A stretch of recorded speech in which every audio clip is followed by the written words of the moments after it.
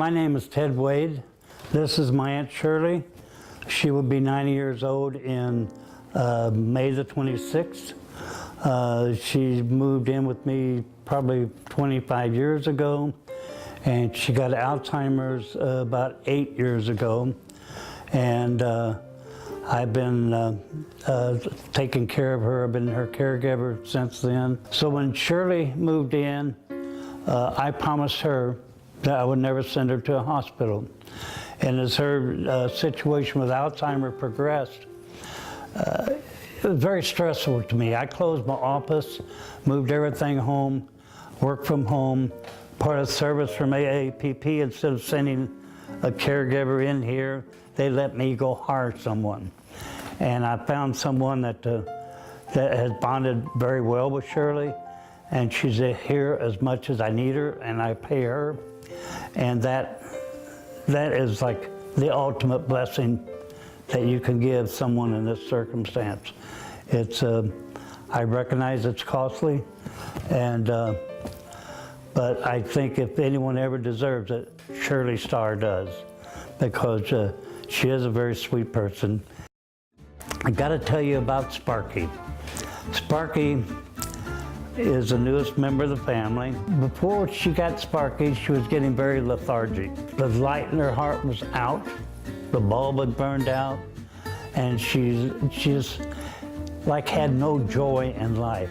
She had told me she wanted a deer chihuahua years before, and so I looked around. They sent me an email picture of Sparky, and I knew instantly that's the one. Sparky, on Christmas Day, there's like a dozen people here. Sparky walks around in between everyone and hops right up in Shirley's lap.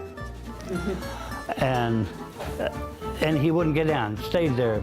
Shirley was so happy, her face lit up, and she smiled and her eyes were twinkling.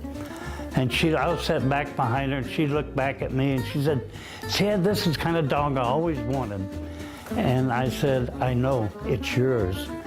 And she just broke down crying, of tears of joy. She cried for a week solid of happiness and would not let that dog out of her sight. Well, that dog wouldn't let her out of his sight. If she wakes up during the night, she'll wake up calling me or scream. It depends on what the reason is she woke up. And you have to be there and go see and resolve it. There's been times that I could not figure out what was wrong, and of course she couldn't tell me. I sat in there and read to her for half the night, and I've been there many times till 3 or 4 o'clock in the morning. And so it's just a variety about everything in life. A caregiver takes care of those functions. They've got to have sincere interest and love in helping someone. Someone that doesn't have that desire in their own heart, it's not as good as that level of care as the one that does love to take care of people and is sincerely interested in that. The other thing is the fact that it's got to be a person to be a good caregiver. They've got to be observant and recognize the needs of the patient, because the patient can't always communicate what those needs are to you. It's a matter of love and responsibility.